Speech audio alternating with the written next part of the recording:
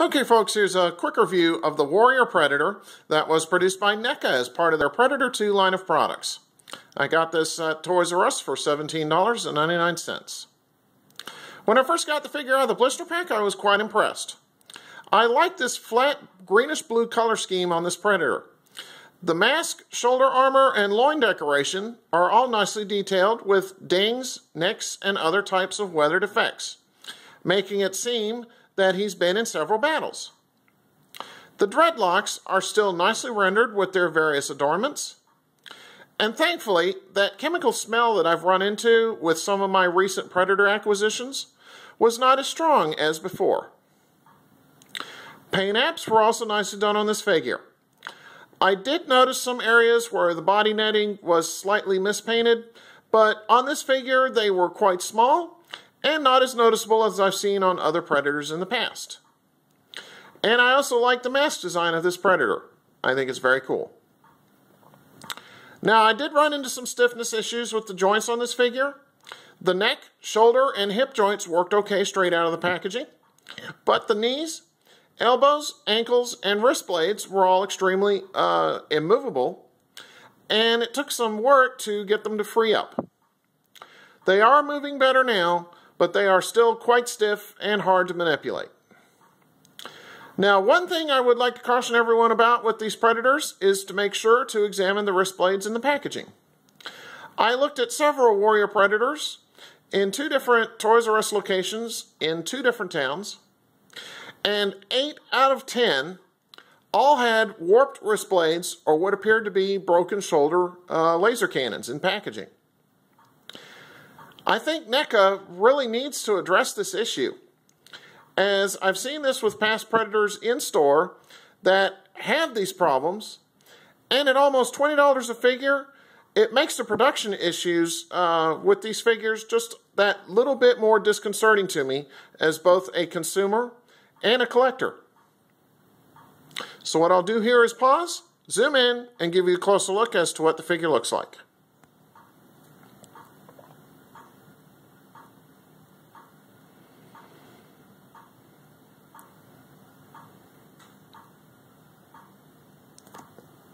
Okay. Warrior Predator came with 1 accessory, so let me pan down real quick and I'll show you what that is. The figure stands that you see him standing on were not included in the package and were purchased by me separately. Okay, as you can see, Warrior Predator comes with a smart disc. This is the same accessory that has been included with several other Predator figures in the past. Unfortunately, this accessory still will not fit securely in the disc holder on the Predator's right leg.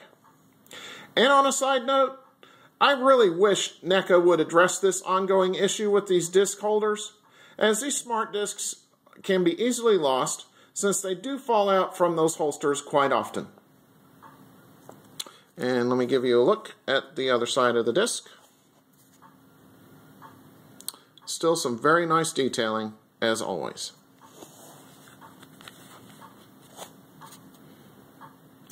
Okay, back to the figure itself. What I'll do now is a quick 360 of the Warrior Predator and let you see what he looks like from all sides. So here he is from the front.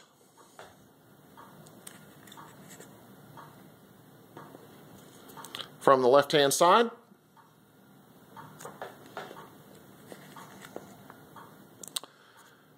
Here he is from the rear.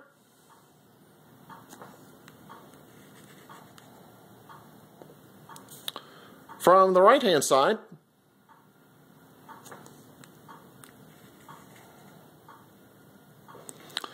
finally, here we are once again from the front. So overall, I do like this Warrior Predator quite a bit.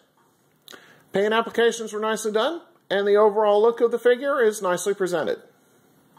I did run into some issues with some of the articulation joints and wrist blades being messed up, but they are resolving themselves. So therefore, I feel that I can give this figure a great recommendation.